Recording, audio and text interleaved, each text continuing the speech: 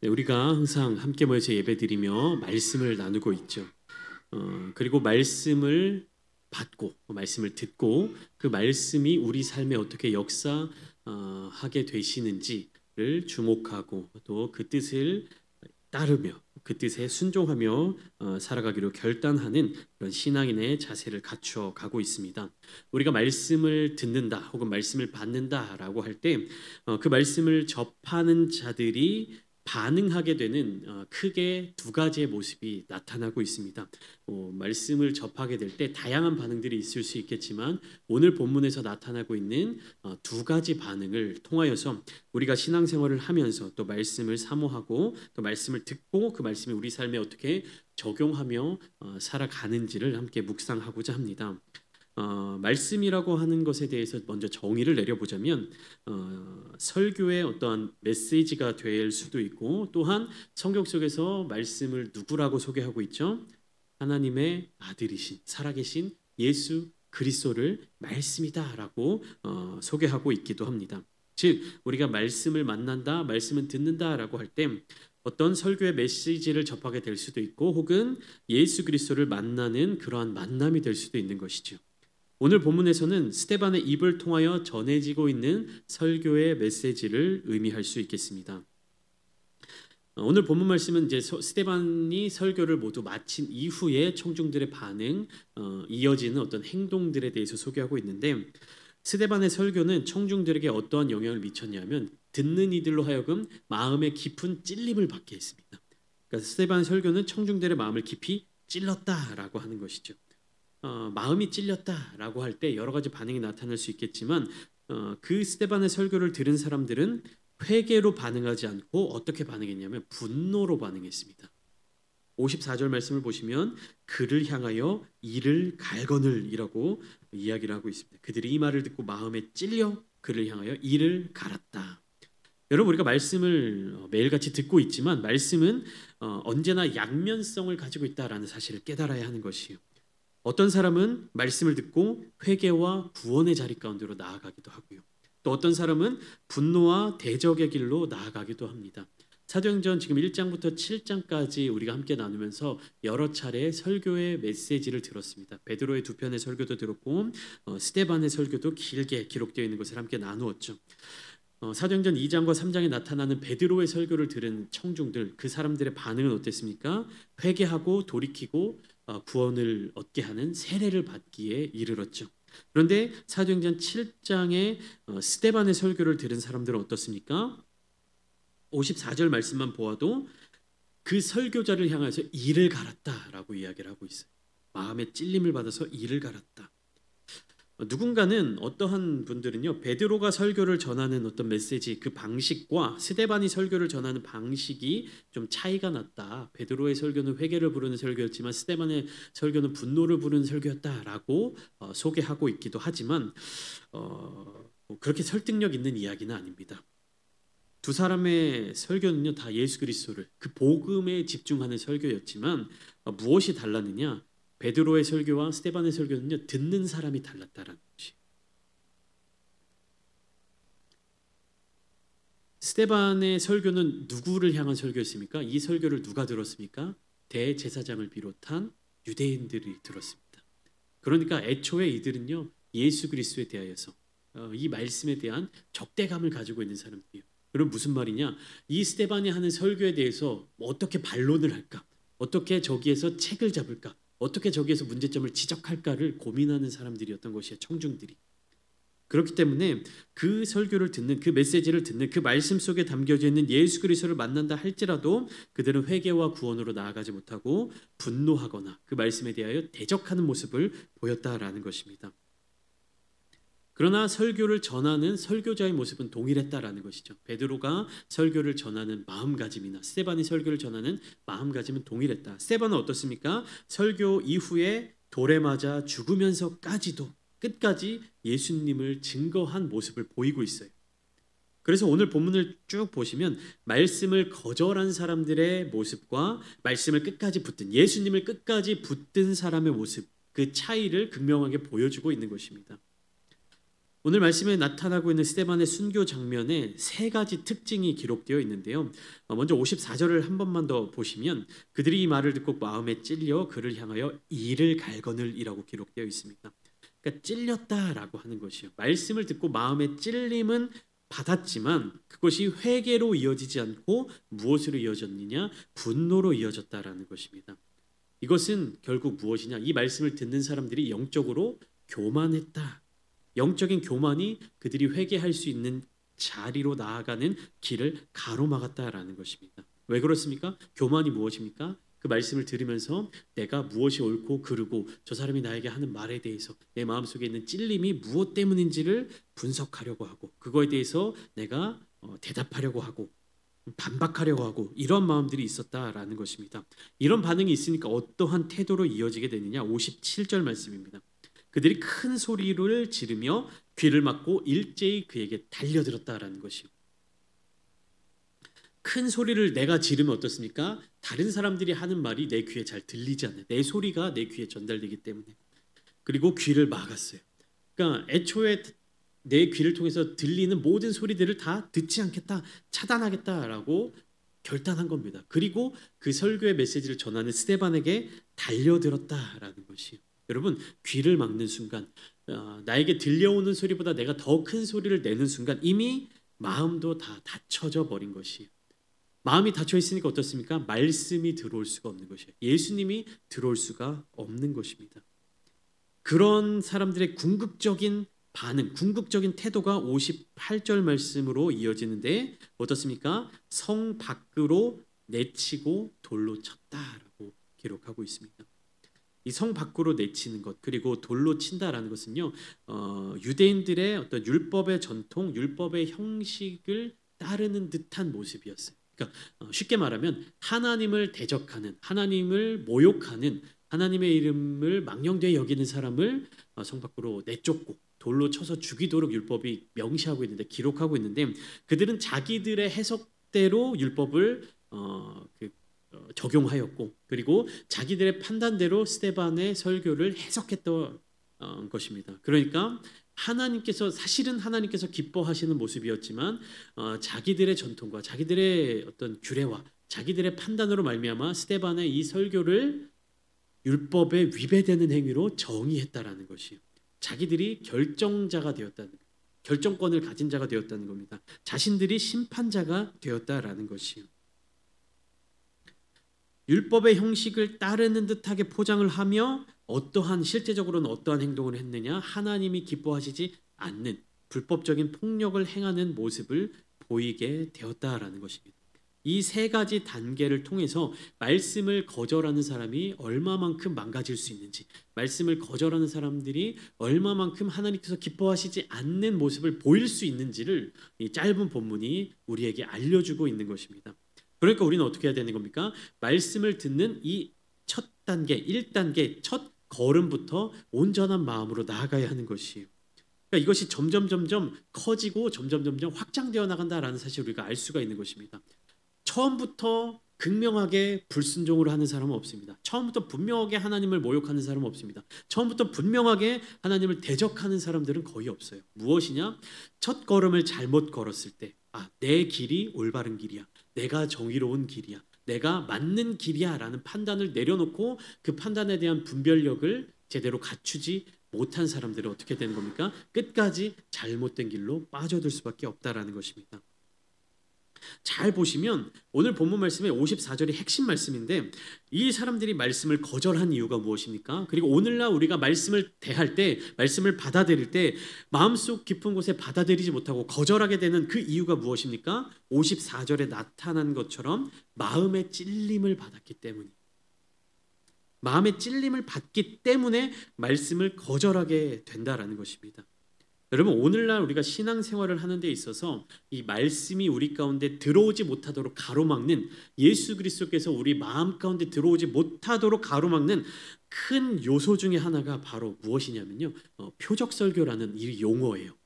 실제적인 그런 행위를 떠나서 이 표적설교라는 이 용어 자체가 굉장히 우리들의 신앙을 바르게 세우지 못하도록 만드는 어떤 역할을 감당하고 있다 라는 것을 우리가 바르게 깨달아야 한다라는 것입니다.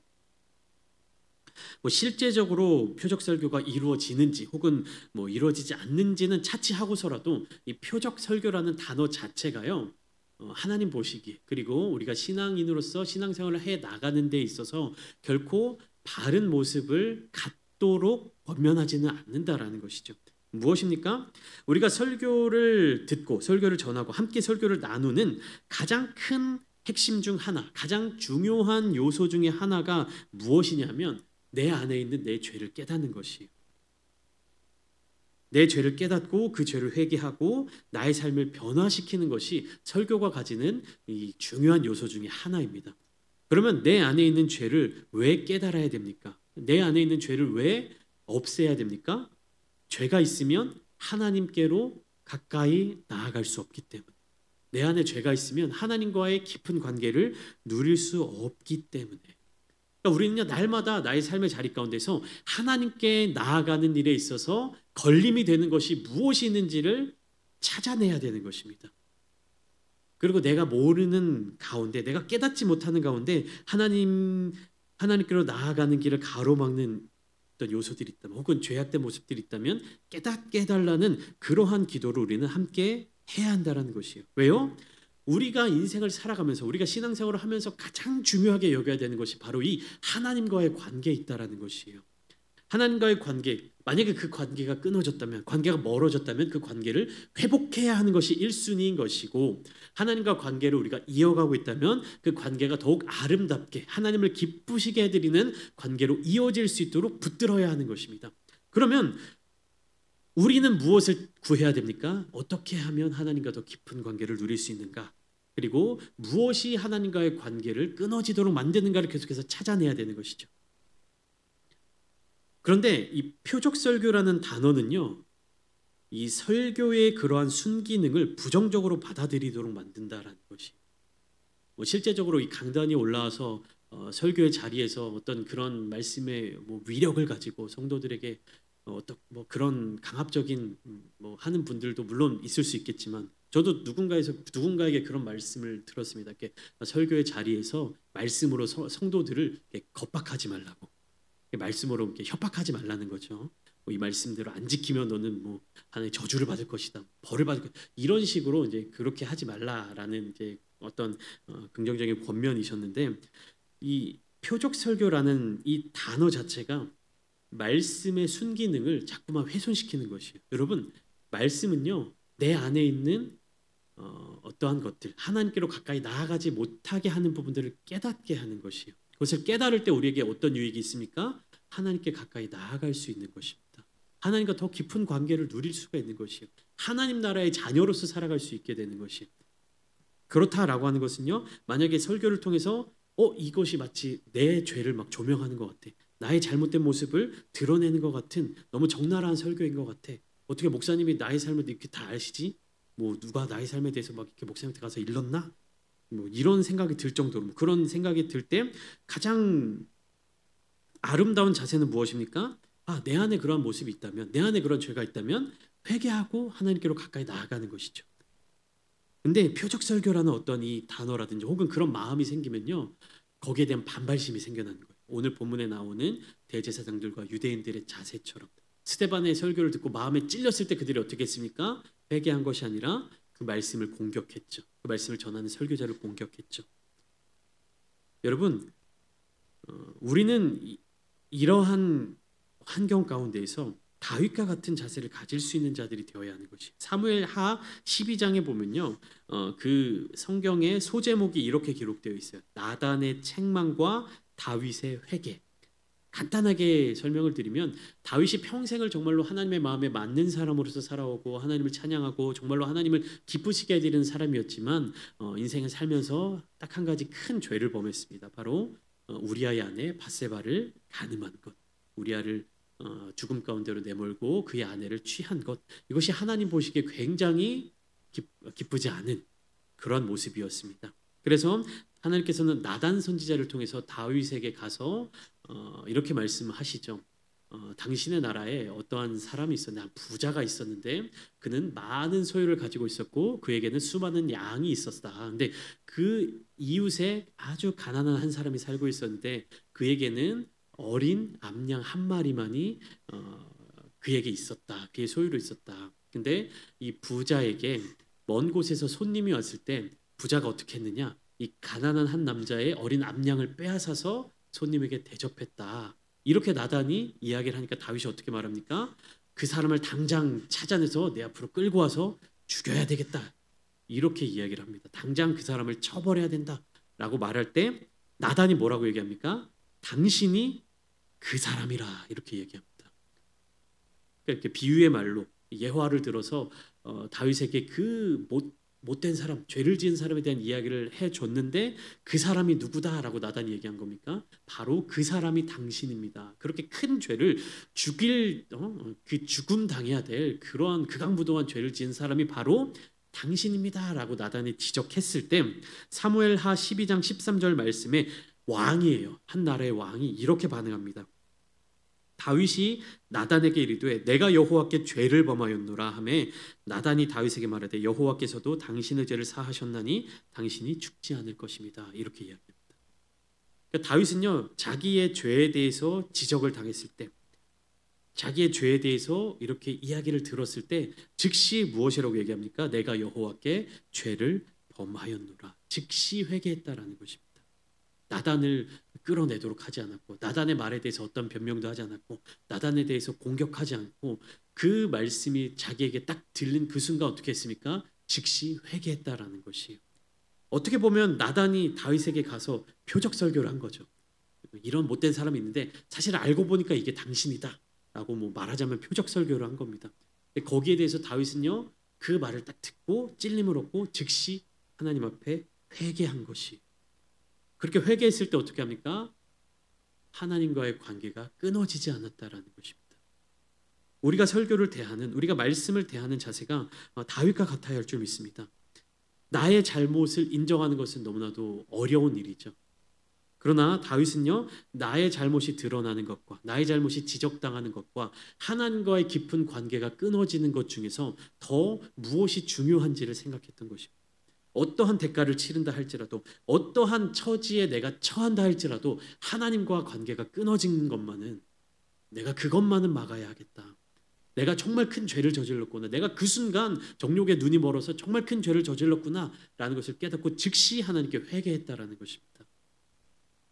저는 다윗의 이런 모습이 너무나도 아름답게 보이는 것이에요. 죄를 지을 수 있지만, 물론 이런 죄는 우리가 경계해야 되겠지만 그 죄를 지적당했을 때, 말씀이 나의 앞에 서서 죄를 조명할 때 말씀 가운데로 나아가며 회개하며 순종할 수 있는 이러한 믿음이 우리에게도 있어야 할 줄 믿습니다. 그러면 말씀을 대하는 이 또 다른 태도를 가지고 있는 이 스데반은 어떠하였는가? 55절 말씀을 보면 스데반이 성령 충만하여 하늘을 우러러 주목하여 하나님의 영광과 및 예수께서 하나님 우편에 서신 것을 보았다라고 성경은 이야기하고 있습니다. 스데반의 설교를 듣고 마음에 찔림을 받아 스데반을 공격했던 사람들은 성령님이 함께 하시지 않았던 사람들이겠죠. 그러나 스데반은 성령 하나님께서 함께 하신 사람이었어요. 성령 충만한 사람이었습니다. 스데반이 지금 처해 있는 상황은요 굉장히 절망적이었습니다. 사람들에게 둘러싸여 있고요, 그 땅에서 그 사람들 사이에서는 자기가 헤어나갈 구멍이 보이지 않는 상황이었습니다. 흔히 옛날 말로 사면초가라고도 하죠. 사방이 가로막혀 있는 것입니다. 억압받고 있는 것입니다. 그런데 성령 충만한 사람은요 상황을 보지 않는다는 것이에요. 하늘을 우러러 하늘을 바라보게 되었다라는 것입니다. 여기에서 하늘을 본다라는 것은요 우리가 먼 산을 바라보듯이 공허하게 하늘을 보는 것이 아니라 무엇입니까? 하나님을 바라본다라는 것이에요. 이 땅에, 나를 둘러싼 땅의 현실을 넘어서서 하나님의 영광을 바라보게 만든다라는 것입니다. 그때 스데반이 본 것이 무엇이었습니까? 예수께서 하나님 우편에 서신 것을 보았습니다. 보통 성경 속에서 예수님이 하나님 보좌 우편에 앉아 계신다라고 이야기를 많이 하죠. 그런데 성경 전체에서 유일하게 예수님이 하나님 우편에 서 계신 것을 보았다라는 본문이 바로 여기예요. 성경 전체에서 유일하게 예수님이 하나님 곁에 서 계신다라고 기록된 본문이 바로 사도행전 7장에 기록되어 있는 내용입니다. 무엇입니까? 예수님이 왜 서 계신 겁니까? 스데반이 이제 곧 천국으로 갈 텐데 예수님이 스데반을 맞아주시고 환영해 주신다라는 것이, 지금 스데반이 전하고 있는 복음이, 지금 스데반이 처해 있는 그 상황이 주님께서 기뻐하시는 일이라는 증거인 겁니다. 그것을 스데반은 본 거예요. 그런 영광스러운 모습을 바라보게 되었던 것입니다. 그러니까 이렇게 56절처럼 고백하죠. 말하되 보라 하늘이 열리고 인자가 하나님 우편에 서신 것을 보너라. 예수님에 대해서 인자라고 이야기하고 있습니다. 스데반은 죽음 직전까지도 예수 그리스도께서 메시아이시며 하나님의 아들이심을 증거했다라는 것이에요. 즉 육신의 몸으로 당하고 있는 고난에 집중한 것이 아니라 하늘의 영광을 바라보았다라는 것입니다. 그리고 59절과 60절의 말씀과 같이 기도하고 마지막 순간을 맞이하게 되죠. 59절 말씀 보시면 그들이 돌로 스데반을 치니 스데반이 부르짖어 이르되 주 예수여 내 영혼을 받으시옵소서 이렇게 기도합니다. 이 기도는 누가복음 23장 46절에서 예수님께서 십자가에서 하신 기도를 생각나게 합니다. 누가복음 23장 46절 말씀입니다. 예수께서 큰 소리로 불러 이르시되 아버지 내 영혼을 아버지 손에 부탁하나이다 하고 이 말씀을 하신 후 숨지시니라. 예수님께서 마지막 죽기 직전에 하신 말씀 무엇입니까? 내 영혼을 아버지의 손에 맡겨드립니다. 스데반의 기도가 이런 예수님의 기도와 맞닿아 있었다라는 것이에요. 나의 모든 삶과 나의 육신의 삶뿐만 아니라 나의 영혼의 주인이 하나님이시다라는 것을 인정하는 신앙의 고백인 거예요. 삶의 생명의 마지막 순간에 한 고백입니다. 그리고 이어서 60절 무릎을 꿇고 크게 불러 이르되 주여 이 죄를 그들에게 돌리지 마옵소서. 이 죄를 그들에게 돌리지 마옵소서. 누가복음 23장 34절에서 예수님께서 십자가 위에서 하신 또 하나의 기도가 있어요. 예수께서 이르시되 아버지 저들을 사하여 주옵소서 자기들이 하는 것을 알지 못함이니. 그러니까 원수까지도 용서하는 복음적인 사랑을 가진 거예요. 저들의 죄를 탓하고 저들의 죄를 처벌해 달라는 그런 탄원의 기도가 아니라 그것마저도 용서해 달라고 하는 사랑의 기도를 한 것입니다. 스데반의 마지막은요 무릎을 꿇고 기도하다가 잠들었습니다. 성경은 이제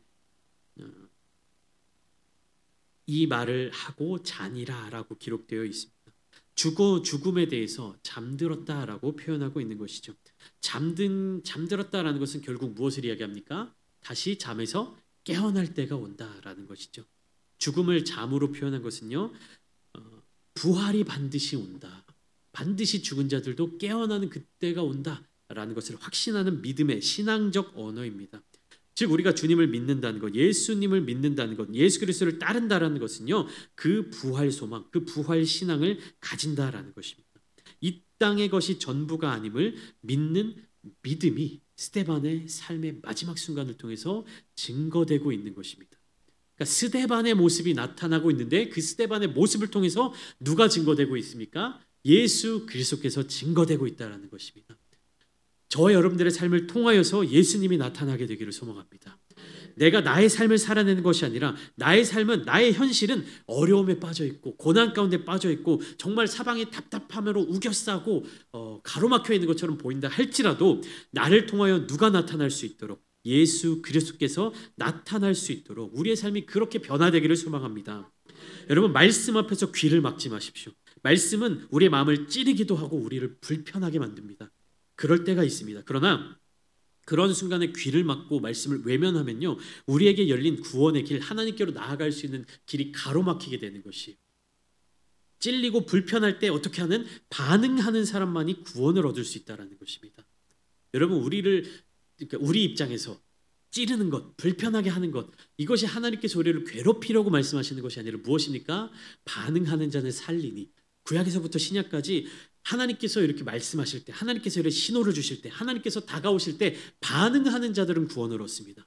그러나 거기에 반응하지 않고 무시하는 자들은요 사망의 자리 가운데 빠져들 수밖에 없습니다. 이런 우리의 마음을 찌르는, 우리의 마음 가운데 성령님의 음성이 들릴 때, 성령님의 이 간구하심이 들릴 때, 예수님께서 우리 마음 가운데 문을 두드리는 소리가 들리실 때 반응하는 여러분들 되시기를 축복합니다. 그렇기 위해서 우리가 성령 충만한 눈으로 이 현실 속을 바라보는 것이 아니라 현실을 넘어서는 하늘의 영광을 바라보는 자들이 되기를 축복합니다. 그리함을 통해서 우리의 기도가 주님을 닮은 기도가 되기를 소망합니다. 예수님의 그 십자가 위에서 하신 그 간절한 기도처럼 죽음 앞에서도 용서하는, 주님께 모든 것들을 맡겨드리는 기도, 그리고 예수 그리스도의 흔적을 나타내는 기도를 하기를 소망합니다. 여러분, 사도행전 6장 15절 말씀을 보면 스데반의 얼굴은 천사의 얼굴과 같았다라고 기록하고 있습니다.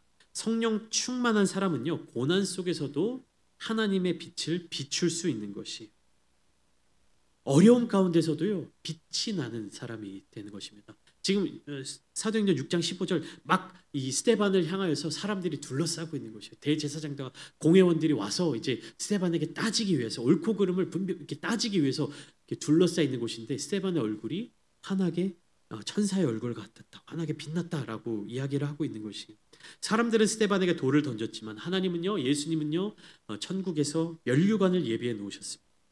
세상은 증인을 버렸지만 하늘에서는요 증인을 영접한 것이에요. 말씀을 담대히 받아들이는 성도, 그 말씀을 들고 복음을 전하는 성도, 그리고 그 말씀으로 삶을 살아내는 성도가 되어야 할 줄 믿습니다. 사랑하는 성도 여러분, 우리의 삶의 자리 가운데 어려움이 있습니까? 연약함이 있습니까? 고통이 있습니까? 답답함이 있습니까? 이 땅에 소망을 두지 않고 저 하늘에 소망을 두며 정말 예수님의 마음에 합한, 하나님을 기쁘시게 해드리는 우리가 되기를 소망합니다. 오늘 밤 이 시간 우리가 함께 기도할 때 정말 예수님의 기도를 따르는 기도, 정말 예수님의 마음을 닮은 기도, 정말 하나님을 기쁘시게 되는 거룩한 기도가 되기를 원하며, 내 마음 가운데 나의 감정에 이끌려 살아갔던 순간들이 있었다면 그 모든 것들을 내려놓고 오직 하나님만을 기쁘시게, 오직 예수 그리스도를 닮아가는 마음의 고백을 통하여서 하나님을 증거하고 하나님의 영광을 드러내며 이 땅에서 삶을 살아내는 저와 여러분들 다 되시기를 예수님의 이름으로 축원합니다.